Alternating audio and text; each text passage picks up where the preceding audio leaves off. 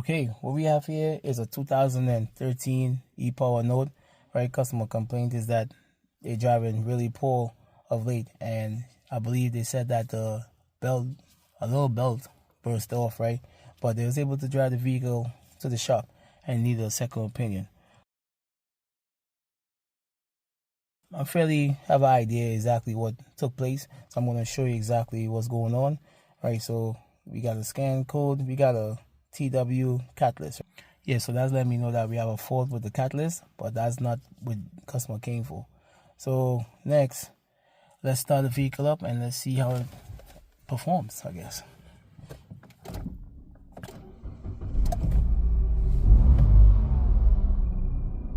It's running really rough, and the check engine light is on. So with that now, okay, I'm gonna go on the hood and show you exactly what I found. Okay, so what we have here is a 3-cylinder engine. This uses a GDI setup with a high pressure pump. It's right here, right? But behind here we got a supercharger, right? Never mind the silicone hose. It tends to break. Not this one, but the original hose. So this is a substitute, right? If you remove this airbox, you will see that we have a supercharger behind here. And customer said that this belt pop. I mean, from the looks of it, the belts have a lot of cracks. So this belt basically was damaged, and well, we have a grommet that's damaged as well. Okay, but what we need to do is get behind here so we can get access to the supercharger, so we can take a look and see what's going on. We got a air filter. Let's see, condition is really dirty as well, so we gotta replace that. Don't let the customer know. And as we remove the mass airflow and we get behind here, we're seeing a lot of oil. So what we have here is a supercharger right here. As I mentioned, this is a 3-cylinder engine, and what they did is they basically found a way to like force more air into the engine, you know, via the supercharger. I'm not sure if this is the root type or the twin screw type supercharger, but for some reason, right, this basically pulley is not moving at all.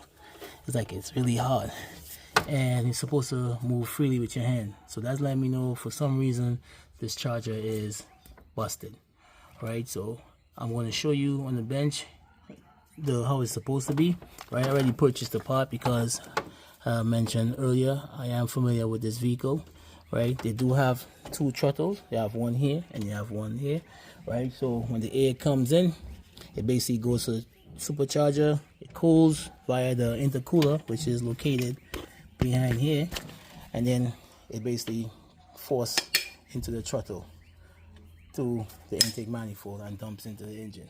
So we're gonna replace this hose also because you see a lot of leaks, oil leak, and we also have a hole right here. You know, the last mechanic, he decided to put some silicone, so we're gonna replace that as well. And I'm not gonna show you everything, I'm just gonna show you a little glimpse of how it is to take it off. I'm gonna remove this cowl right here because I need access to get it out, right? I remove the fuel line and whatever harness that's attached to it. So let's get that done, right? It's driven by a belt which is underneath here, which is very challenging to get to, and they have a pulley as well for the tensioner. So yeah, let me get started. Cool.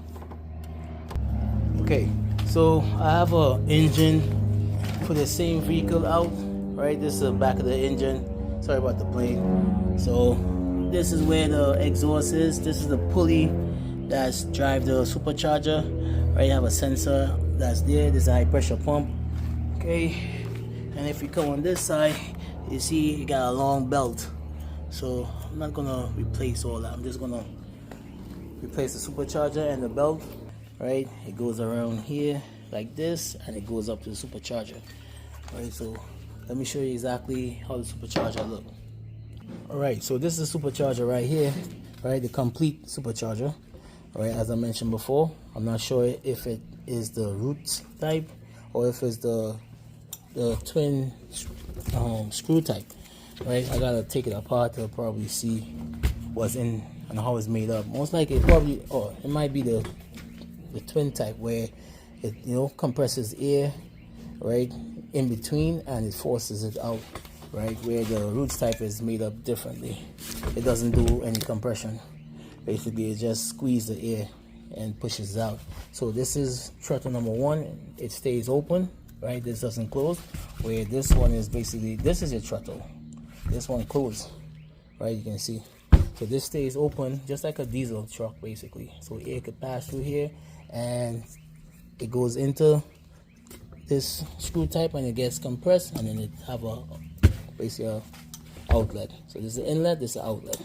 So we're gonna just take this apart, well, the old one, when we get it out the vehicle, and I'm gonna show you how it looks if I can scrap it. Let's see. But anyway, right, so let's get that done in the meantime, and I will take it apart later. All right, so we just got the old, what you call it, supercharger out. So let me show you exactly how it looks. We had to kind of take it apart in order to get it out. So let's see, hold that light please, sir. Let's see, I'm just gonna try to turn it and nothing. It's basically, that's it, locked up. Alright, so what we're gonna use is a tensioner, right? The bearing sounds good, but I'm not sure exactly what's going on. If it's like something got stuck in it that's causing it to not rotate, but let me see if I get a screwdriver and see if we can rotate it, I guess. Do you have a screwdriver? Something that I could just turn it with. Nothing. Okay, so we're gonna make an attempt to turn this. Right, as I said, it's really hard, and it's not supposed to be that hard. So I'm not sure if something basically damaged in here or if it's a bearing or something like that. We could take it apart later on, but yeah, at least we got it out. So I'm going to show you exactly how it's supposed to rotate. I'm just going to rest it right here on my toolbox. Look, free.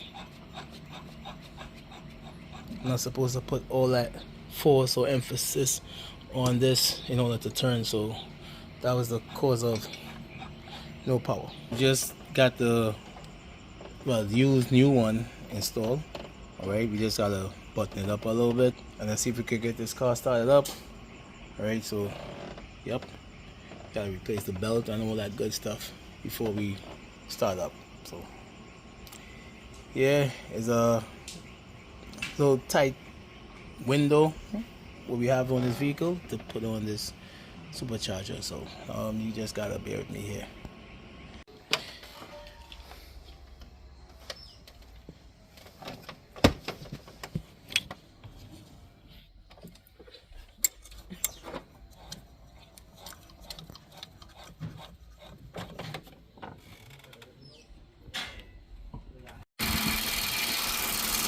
Alright, so with the supercharger installed, this is how the vehicle sounds.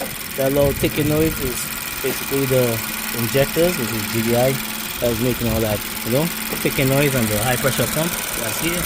Alright, so yeah, I'm gonna call this a fix. Right, we got a new belt on, new serpentine belt on. Right, we got a used supercharger on. We also had a misfire, which I was able to rectify by replacing the spark plugs. Alright, so this is how the spark plugs look. Okay, and this was on number 3 or 2, and this was on number 1. Basically, see what's going on there. Customer said they didn't notice it, but it's kind of hard to tell because look what it's doing. So, yep, I replaced the spark plug with some used one that she had in the car, and the Misfire is going. Alright, so thanks for watching. Don't forget to hit that bell notification. Right, leave a comment down in the box. Until next time, take it easy. Peace.